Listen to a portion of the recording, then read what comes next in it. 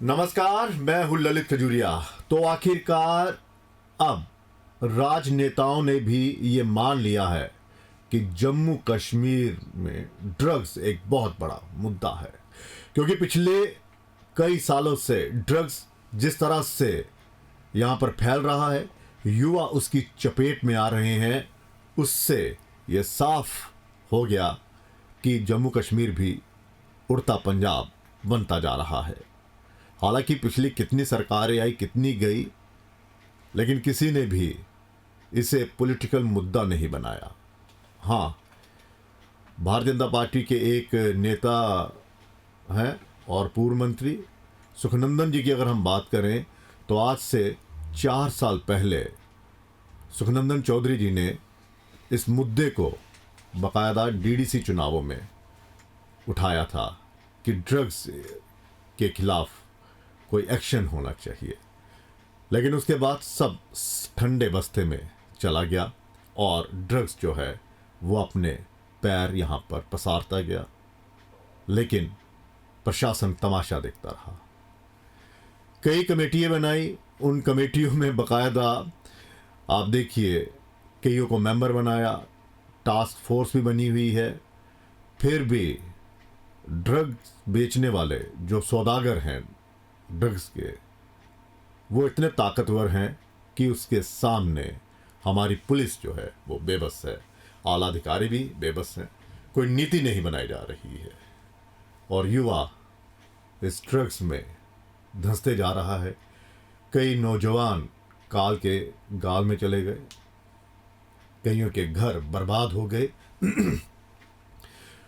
और कई जो हैं वो अभी भी इसका शिकार है।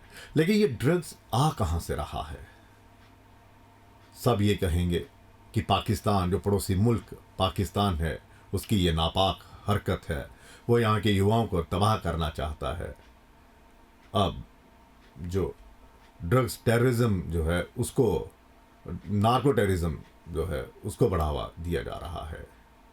पाकिस्तान ने तो अपनी सारी खेल, अपने दांव सब आजमाने हैं, लेकिन हमने अपने दरवाजे इतने कमज़ोर, इतने खुले क्यों रखे हैं कि ये ड्रग्स जो है वो बड़ी आसानी से यहाँ पर पहुँच जाता है।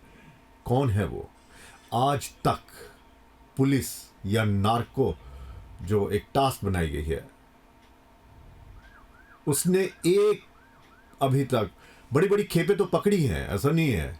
कभी 50 किलो, 20 किलो, 30 किलो हेरोइन, जो चिट्टा जिसे कहा जाता है, वो तो पकड़ा, लेकिन एक भी बड़ा सौदागर नहीं पकड़ा। और जब पुलिस को कुछ पता चलता है कि फला फला जगह में बड़ी जो ड्रग्स पेडलर हैं या जो ड्रग्स का धंधा करते हैं बड़े लेवल पर, वो वहाँ पे छिपे हुए हैं, और पुलिस वहाँ पर कार्रवाई करने जब जाती है तो पुलिस मार खा कर आ जाती है, बेबस नज़र आती है, वहाँ से फरार हो जाती है। वैसे पुलिस के कारनामे तो बहुत और देखने को मिलते हैं कि वो वहाँ पर अपनी बहादुरी जो है वो दिखाती है। कब?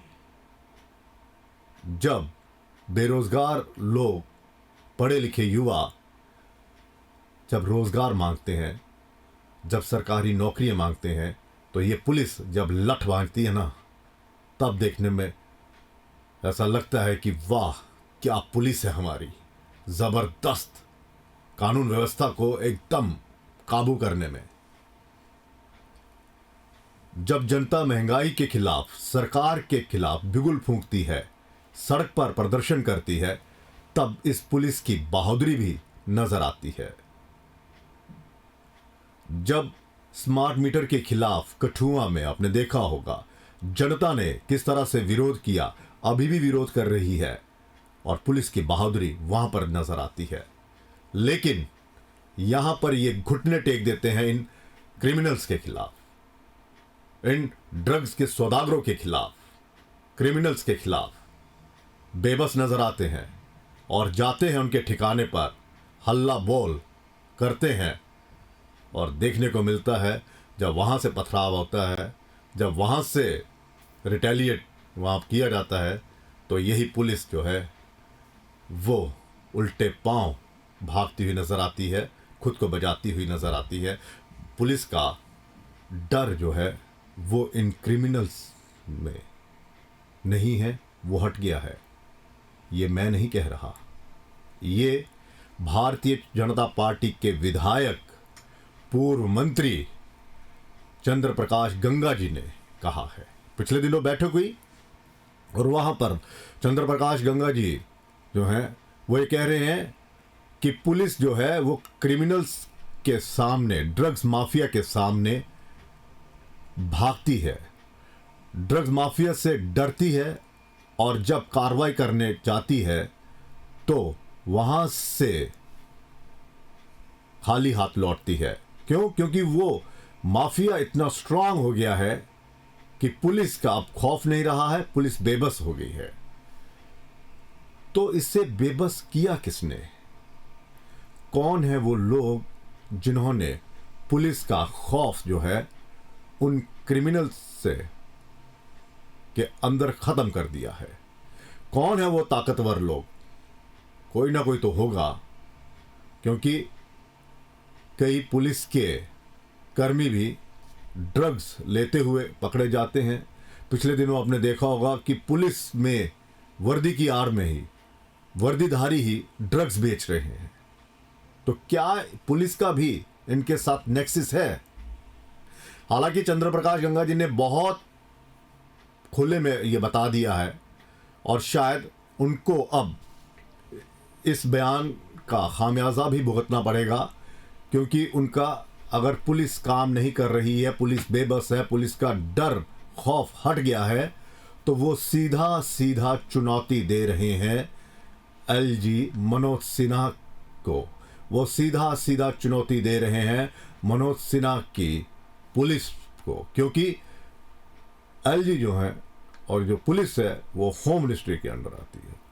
तो इनडायरेक्ट वे में वो अमित शाह को भी चैलेंज कर रहे हैं और उन्हें बता रहे हैं कि देखिए आपकी पुलिस जो है वो कितनी बेबस है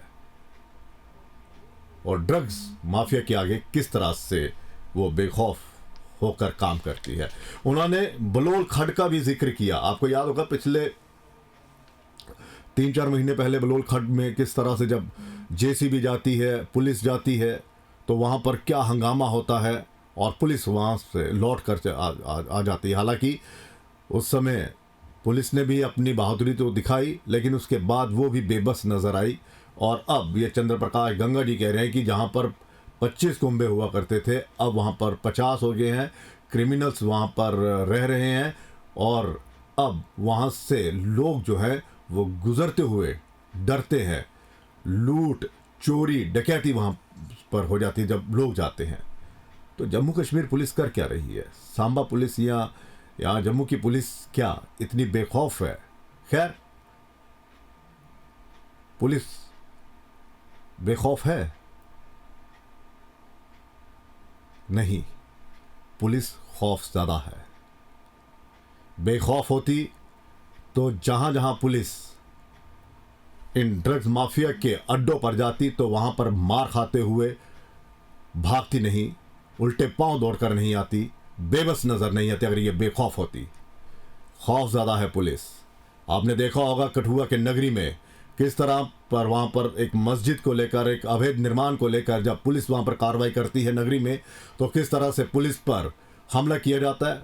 वहाँ पर पुलिस आला अधिकारी जख्मी हो जाते हैं, तहसीलदार तक वहाँ पर भागते हुए नजर आए। आपने देखा किस तरह से वहाँ पर जो नाजायज़ कब्जा करने वाले हैं वो कितने ताकतवर हो गए हैं। और जम्मू में भी कई ऐसे आपने देखा होगा कि जो गैर कानूनी तरीके से बस्तियाँ बसी हुई हैं, वहाँ पर इनका कितना दबदबा है, इन्हीं की हुकूमत चलती है, इन्हीं का साम्राज्य चलता है और पुलिस जो है वो बेबस नज़र आती है।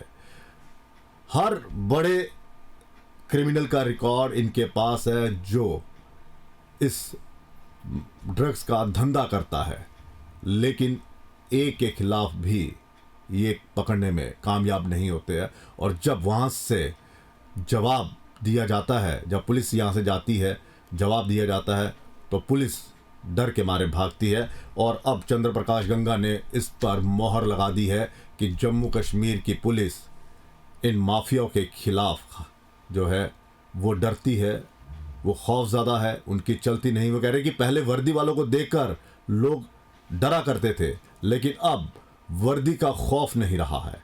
हालांकि जम्मू कश्मीर की पुलिस जो है वो आतंकियों से लोहा ले रही है। कई हमारे पुलिसकर्मी जो हैं वो शहीद हो गए हैं।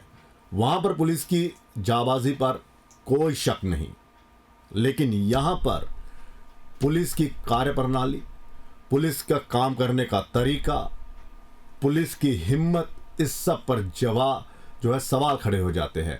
क्योंकि जैसे हमने बताया कि अगर जनता अपनी डिमांड को लेकर वो सड़क पर उतरती है, बिजली कटौती के खिलाफ बोलती है, प्रॉपर्टी टैक्स के खिलाफ बोलती है, स्मार्ट मीटर के खिलाफ बोलती है, या कई और मुद्दे हैं उनके खिलाफ बोलती है, तो यही पुलिस वहाँ पर अपनी हेकड़ी दिखाती है, वहाँ पर अपनी पावर दिखाती है और लठ इस तरह से भांजती है जैसे जो सड़क पर उतरे हैं लोग वो हार्ड कोर क्रिमिनल हैं, और जिनके खिलाफ कार्रवाई करनी होती है वहाँ पर ये बेबस नजर आती है। तो चंद्र प्रकाश गंगा ने अपने ही एलजी और होम मिनिस्टर के खिलाफ मोर्चा खोल दिया है, क्योंकि पुलिस उन्हीं के अंडर आती है और वो पुलिस पर सवाल उठा रहे हैं कि भाई साहब आपका तो अब दबदबा ही नहीं रहा है। आपको बता दें ये वही चंद्र प्रकाश गंगा है जिन्होंने रसाना रेप मामले में सीबीआई की डिमांड की थी, और डिमांड ऐसी की कि इन्हें इनके मंत्री पद से ही हटा दिया गया था जब भारतीय जनता पार्टी और पीडीपी की गठबंधन की सरकार थी। चौधरी लाल सिंह तब इन्हीं के साथ थे, भाजपा में थे, मंत्री थे, वो लगातार सड़क पर उतरते रहे, लेकिन इन्हें ऊपर से ऐसा प्रेशर आया, ये खामोश रहे। हालांकि इस बार चुनावों में जीत हासिल कर ली, लेकिन इस बार हिम्मत फिर से दिखाई। तब भी हिम्मत दिखाई थी, लेकिन आज एक बार फिर से हिम्मत दिखाई है। तो क्या ये हिम्मत कायम रहेगी? वो कह रहे कि अगर नहीं हुआ इसका समाधान, एक्शन नहीं हुआ, तो मैं सड़क पर उतर जाऊंगा।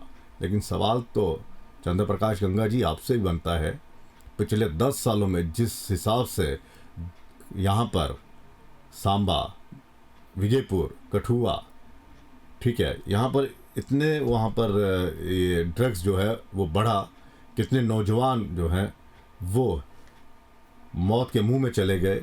चलिए सांबा और हम विजयपुर की बात कर लें, तो आप इन 10 सालों में कितना सड़क पर उतरे? या फिर अब आपको लग रहा है कि हाँ अब यहाँ पर पॉपुलर सरकार बन गई है, तो चलिए अब मुद्दा है, अब मौका है राजनीति चमकाने का, विपक्ष की भूमिका में हम हैं और हम मजबूर करेंगे। खैर देर आए दुरुस्त आए, लेकिन लोग तो सवाल पूछेंगे कि इतने सालों में ये जो ड्रग्स यहाँ पर फैला, कई युवा जो हैं वो इसमें मौत के उसमें चले गए, आगोश में चले गए, तब आप क्यों सोए हुए थे? लेकिन खैर कहते हैं कि सुबह का भूला अगर शाम को वापस घर लौट आए तो उसे भूला नहीं कहते। आपके कम से कम इतनी तारीफ तो आपकी बनती है कि आपने भरी मीटिंग में यहाँ पर पूर्व मंत्री मनिहाल साहब, जुगल किशोर सांसद साहब, पूर्व मंत्री सलाथिया साहब, और अब ये मौजूदा विधायक भी हैं, मनिहाल साहब भी विधायक हैं, आप खुद विधायक हैं, तो पुलिस के आला अधिकारी भी वहाँ पर थे। लेकिन इतनी हिम्मत जो आपने दिखाई, इसकी जो है वो तारीफ होनी चाहिए। और काश हम उम्मीद करते, क्योंकि उम्मीद कम ही है, कि अगर जुगल किशोर जी इस ड्रग्स के मुद्दे को संसद में इस शीतकालीन सत्र में उठाएं तो बढ़िया रहेगा। लेकिन उम्मीदें कम ही हैं, क्योंकि इनकी हिम्मत नहीं पड़ती संसद में अपने ही सरकार के खिलाफ सवाल पूछते हुए और इन मुद्दों पर वहाँ पर बोलते हुए।